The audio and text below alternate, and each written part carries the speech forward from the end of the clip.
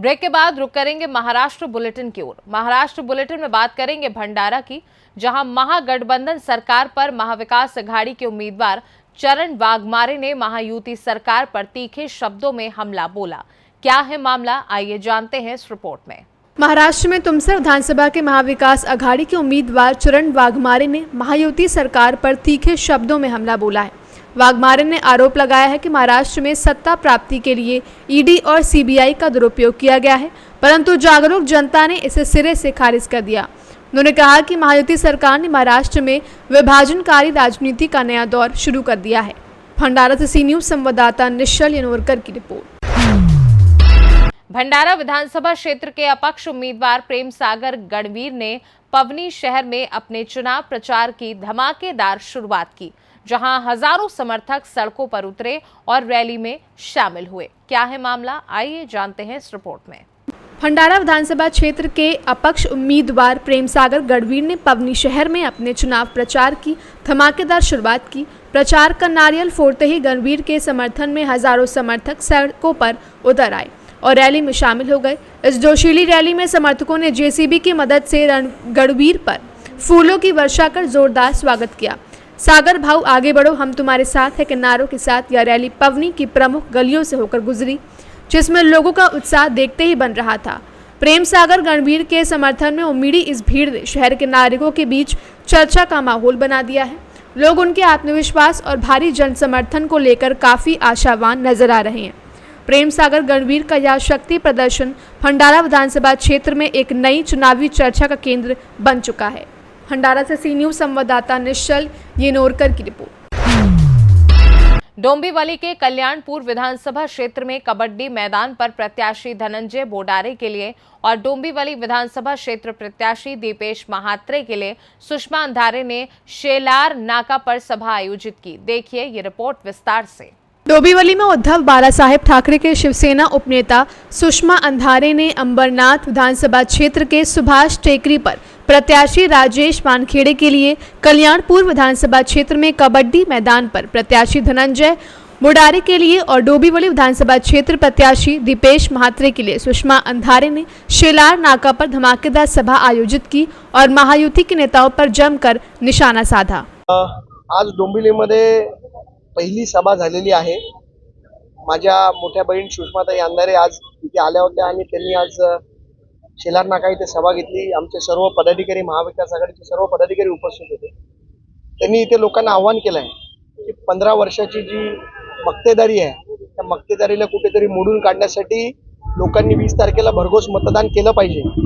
याच्यासाठी त्यांनी रोजगार आणि माझ्या घरेलू कामगार महिला ज्या आहेत त्यांच्यासाठी रोजगाराच्या संधी कशा उपलब्ध होतील ही सगळी माहिती दिलेली आहे। मी सुषमाताईंचा खूप खूप आभार मानतो आणि आपण बघितलं असेल तर सभेला लोकांचा उत्स्फूर्त प्रतिसाद होता। आणि महाविकास आघाडीचं सरकार का आणायचं बाबा? आधीचं सरकार आहे ते सरकार आम्हाला का घालवायचंय? मुळात आत्ता जे सरकार आहे ते सरकारच घटनाबाह्य आहे। गद्दारांनी गद्दारी करून सन्मान्य पक्षप्रमुखांच्या आजाराचा गैरफायदा घेऊन त्यांच्या आजारपणाच्या काळात जो कागद विश्वासाने त्यांना दिला होता त्या कागदाचा गैरवापर करून त्यांनी एक सरकार स्थापन करायचा प्रयत्न केला। ज्या राष्ट्रवादी सोबत आमचा संबंध नाही, राष्ट्रवादी सोबत गेलात म्हणून आम्ही दुखावलो असं म्हणत होते, त्याच राष्ट्रवादीतल्या अजित पवारांच्या सोबत यांनी लव्ह मॅरेज करायचं ठरवलं। ज्या ज्या लोकांना यांनी नावं ठेवली होती त्या लोकांच्या नाकदुऱ्या काढत ते उभे राहिले। त्यामुळे आपल्याला का 20 तारखेला मशालीचं बटन दाबायचंय तर त्याचं क्रमांक 1 चं कारण की महाराष्ट्र गद्दारांना कधीही माफ करत नाही हे सांगायचं असेल तर 20 तारखेला मशालीचं बटन दाबावं लागेल।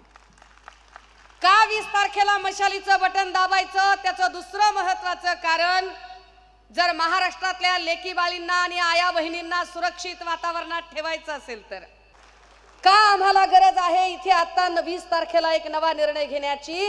इथल्या तरुणांना कामच नाही। काय परिस्थिती आहे? उद्योग तर सगळे गुजरातला जात आहेतच, पण गेल्या 2.5 वर्षामध्ये ज्या 70 परीक्षा झाल्या त्या 70 मधल्या 65 परीक्षांचे पेपर फुटले। 70 मधल्या 65 परीक्षांचे पेपर फुटले। एका परीक्षेला प्रत्येक परीक्षेच्या वेळेला चलन भरताना 1000 रुपये पोरांनी भरायचे आणि हे सगळे पैसे पाण्यात गेले। एका परीक्षेला 5,000 जागा असतील तर 13 लाख पोरांनी अर्ज भरले. 1,000 गुणिले 13 लाख किती पैसे पाण्यात गेले विचार करा. या भ्रष्टाचारावर कुणी शब्द काढत नाही का? 65 प्रकारचे पेपर फुटले. या 65ही प्रकारच्या परीक्षा वेंडर पद्धतीने घेतल्या होत्या. परीक्षा ठेकेदारांकडे दिलेल्या होत्या. ठेकेदारी कुणाला दिली? परीक्षा घेण्याचं कॉन्ट्रॅक्ट कुणाला दिलं? तर BVG क्रिस्टल कंपनीला. रेकॉर्ड काढून बघा, मी पुराव्याशिवाय बोलत नाही. ठेकेदारी पद्धतीने नोकर भरतीची परीक्षा घेण्याचं कॉन्ट्रॅक्ट दिलं BVG क्रिस्टलला. BVG क्रिस्टल कंपनी कुणाची? प्रसाद लाडची. प्रसाद लाड कुणाचे? देवेंद्र फडणवीसांचे. देवेंद्र फडणवीस कुणाचे? भाजपचे. भाजपा कुणाची? अदानी अंबानीची. गोरगरिबांचं कोण आहे? इथल्या सामान्यांचं कोण आहे? इथल्या गोरगरिबांचा आणि सामान्यांचा कोरोना काळात सुद्धा विचार करणारा एक माणूस होता. नाव होतं उद्धव बाळासाहेब ठाकरे. डोंबिवली से सी न्यूज संवाददाता दीपक मोरे की रिपोर्ट। संभाजी नगर के बड़ौद बाजार में महाविकास अघाड़ी के प्रत्याशी की प्रचार सभा संपन्न हुई। देखिए पूरी रिपोर्ट विस्तार से। संभाजीनगर में शनिवार की शाम फूलंबरी तहसील के बड़ौद बाजार में महाविकास अघाड़ी के प्रत्याशी विलास औताड़ी की प्रचार सभा संपन्न हुई। फूलंबरी विधानसभा निर्वाचन क्षेत्र से महाविकास अघाड़ी के उम्मीदवार विलास औताड़ी के प्रचार के लिए नाना पटोले, सांसद डॉक्टर कल्याण काले, सांसद चंद्रकांत हंडोरे दोपहर में बड़ौद बाजार पहुंचे। यहां औताड़ी के समर्थन में आयोजित सभा में पटोले ने कहा कि राज्य में महाविकास अघाड़ी की सरकार बनेगी या सफेद पत्थर पर काली रेखा के समान है। पटोले ने कहा कि प्रधानमंत्री बटेंगे तो कटेंगे कहते हैं, लेकिन किसानों की समस्याओं पर नहीं बोलते। उन्होंने आरोप लगाया कि पुणे में सार्वजनिक निर्माण विभाग में कार्यरत मुख्य अभियंता अतुल चौहान ने अपने विभाग में 4,000 करोड़ रुपए का भ्रष्टाचार किया है। हमने इसके सबूत भी सरकार को दिए हैं, लेकिन कार्रवाई होने की बजाय उल्टा उनकी पत्नी को उम्मीदवारी दे दी गई। ऐसे भ्रष्टाचार लोगों का दामन थामने का काम भाजपा कर रही है। इस अवसर पर वरिष्ठ नेता केशवराव औताड़े, प्रत्याशी विलास औताड़े, पूर्व मंत्री अनिल पटेल, विधायक वजाहत मिर्जा, शिवसेना जिला अध्यक्ष राजेंद्र राठौर, कांग्रेस शहर अध्यक्ष शेख यूसुफ, कमाल फारूकी, जगन्नाथ काले, छाया जंगले, राष्ट्रवादी कांग्रेस के तहसील अध्यक्ष राजेंद्र पत्रिकर, शिवसेना तहसील अध्यक्ष सोमनाथ करपे, वरुण पत्रिकर, कांग्रेस तहसील अध्यक्ष संदीप बोरसे, धनश्री कांबले, कैसर आजाद, बैरिस्टर उमर फारूकी, मुदस्सर पटेल आदि मौजूद थे। संभाजीनगर से सी न्यूज शाम वाली की रिपोर्ट।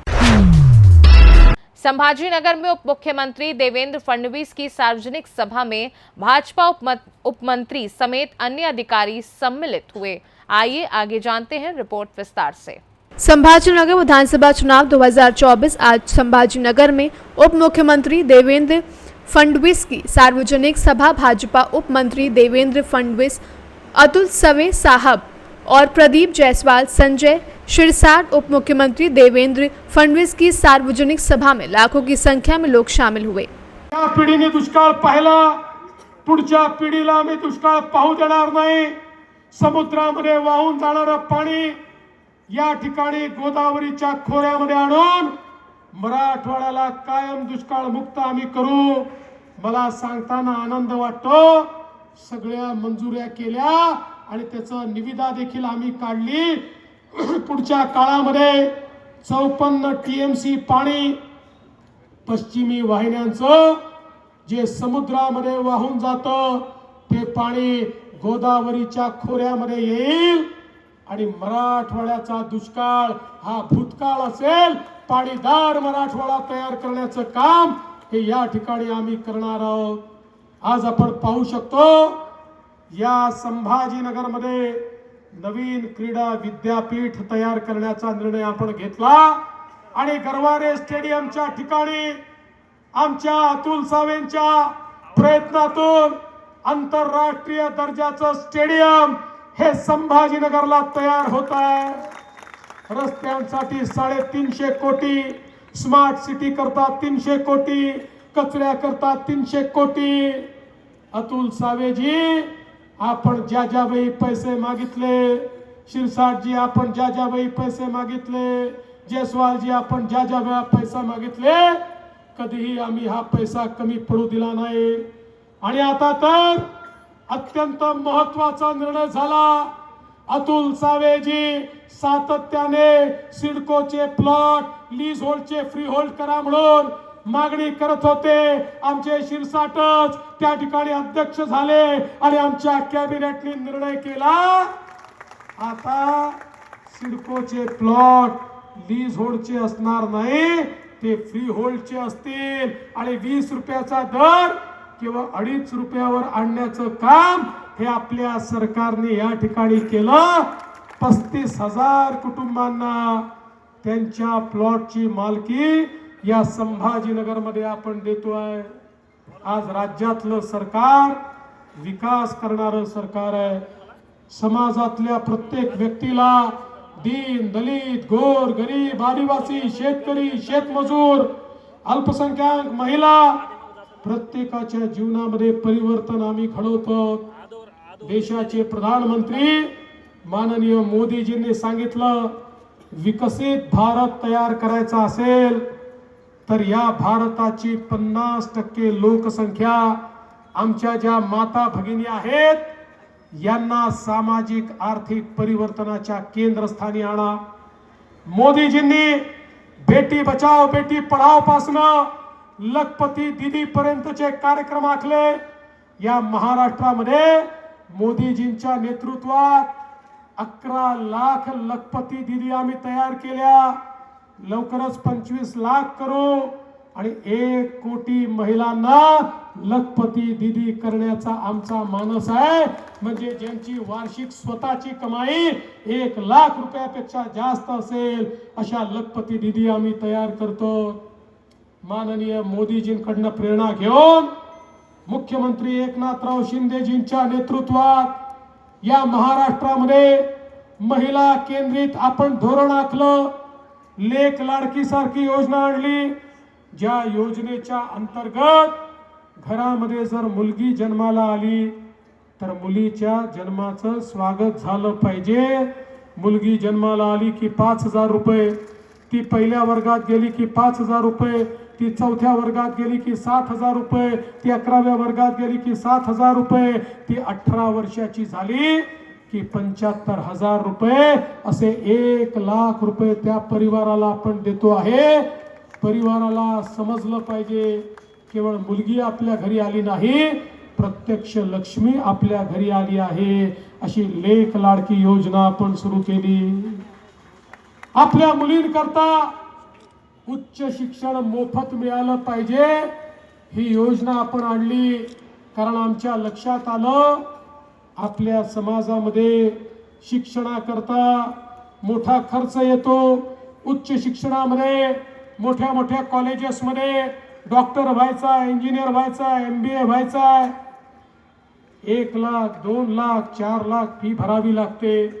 गरीबाच्या घरी मध्यमवर्गीयाच्या घरी एक मुलगा असेल एक मुलगी असेल, आई बाप मुलीला सांगतात, बाई तुला शिकवण्याकरता आमच्याकडे पैसे नाही, जे काही पैसे आहे तुझ्या भावाला शिकवण्यात आम्ही लावतो, तू घरी बस, तुझं लग्नच आम्हाला करायचं आहे।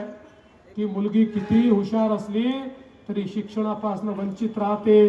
आता आम्ही आई बापाला सांगितलं, काळजी करू नका, तुमच्या मुलीला शिकवण्याकरता तुमच्याजवळ पैसे नसतील तर चिंता करू नका, मुलीचे मामा हे मंत्रालयामध्ये बसले आहेत, ते मुलीच्या शिक्षणात। संभाजीनगर से सी न्यूज संवाददाता शिवाजी नवले की रिपोर्ट। फिलहाल के लिए महाराष्ट्र बुलेटिन में बस इतना ही। देश दुनिया की बाकी खबरों को जानने के लिए आप देखते रहिए सी न्यूज़ भारत।